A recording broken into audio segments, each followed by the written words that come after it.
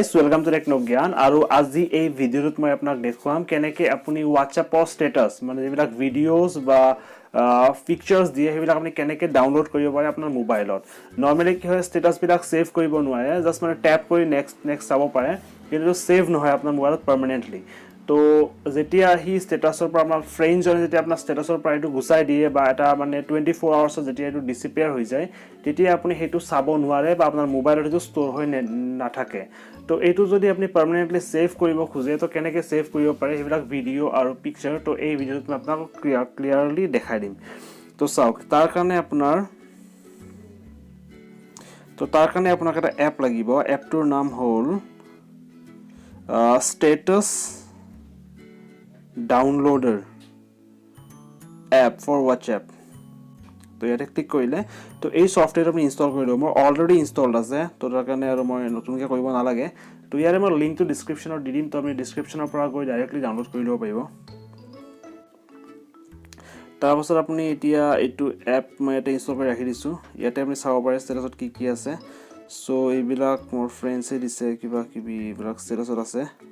তো এতিয়া আপুনি এইবিলাক যে আছে এইবিলাক আপুনি ইয়াতে আপুনি ডাউনলোড কৰিব নোৱাৰে গম পাইছে ইয়াতে আপুনি ডাউনলোড কৰিব নোৱাৰে ট্যাপ কৰি থাকিলেও বা জি কৰি থাকিলেও ডাউনলোড নহয় তো এইটো ডাউনলোড কৰিব এটা অপচন আছে আপুনি স্ক্ৰিনশ্বট ল'ব পাৰে কিন্তু এইটো লেংগুৱেজ প্ৰসেছৰ অৰিজিনাল মানে কি আৰু ৰেজলিউশনটো নাপায় তো আপোনাক অৰিজিনাল যদি ফটোটো লাগে তাৰ কাৰণে আপুনি কৰিব লাগিব ষ্টেটাস ডাউনলোড মেনেজাৰটো ওপেন কৰি লওক ষ্টাৰ্ট কৰি দিয়ক তো ইয়াতে যিমান ষ্টেটাসত ফটো আছে অটোমেটিক ডিটেক্ট কৰি ল'ব আৰু ইয়াৰ পৰা আপুনি ডাউনলোড কৰি ল'ব পাৰে আৰু কিন্তু ঘটনাটো হৈছে কি আপুনি যেতিয়া মানে যিটো ষ্টেটাস ভিজিট কৰিছে সেইটোহে ইয়াত শ্ব' কৰিব মানে আলটিমেটলি আপুনি এবাৰ WhatsAppত গৈ এটা ষ্টেটাস চাই ল'ব আৰু তাৰ পাছত সাপোজ ভিডিও যদি আছে ভিডিওটো প্লে কৰি ল'ব তেতিয়া ভিডিওত আহি যাব আৰু ইয়াৰ পৰা আপুনি ডাউনলোড কৰিব পাৰিব এইকেইটা ভিডিও চাইছিলোঁ অলৰেডি তাৰ কাৰণে ইয়াত শ্ব' কৰি আছে তো তেনেকৈ আপুনি যেতিয়া ভিডিওটো ৱাচ কৰিব তাৰ পাছত ইয়াৰ পৰা আপুনি আৰামছে ডাউনলোড কৰি ল'ব পাৰে সাপোজ এইটো ভিডিও মই ডাউনলোড যদি কৰিব লাগে জাষ্ট ট্যাপ কৰিম মই ইয়াতে চাওক ট্যাপ কৰাৰ পাছত তলত এটা অপচন আহি গৈছে ডাউনলোডৰ তো মই জাষ্ট ইয়াতে ক্লিক কৰি দিম আৰু ডাউনলোড হৈ যাব তো মোৰ ভিডিওটো আহি গৈছে ঠিক তেনেকৈ কৰিব পাৰে কিন্তু এড আহিব কাৰণ এইটো ফ্ৰী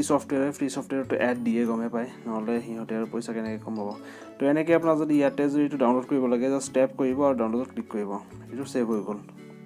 তো এতিয়া আপুনি এইটো মোৰ ফাইল মেনেজাৰত চাই ল'ব পাৰে ফাইল মেনেজাৰত গ'ল ইয়াতে আপোনাৰ নতুন এইকেইটা ফটো আহি গ'ল চাওক যিকেইটা মই মাত্ৰ ট্যাপ কৰি ডাউনলোড কৰিছিলোঁ তো এইটো এতিয়া কৰিছিলোঁ এইটো আহি গ'ল আৰু এই ভিডিওটো কৰিছিলোঁ তো ভিডিওটো মোৰ সেভ হৈ গ'ল তো তেনেকৈ কৰিব পাৰে So thank you for watching my video. Welcome to Technoজ্ঞান আৰু আপুনি মোৰ টেকনোজ্ঞান চেনেলটো প্লিজ সাবস্ক্ৰাইব কৰি ল'ব ইয়াতে সাবস্ক্ৰাইব বুলি লিখা থকা ৰেড কালাৰ অপচনটোত ক্লিক কৰি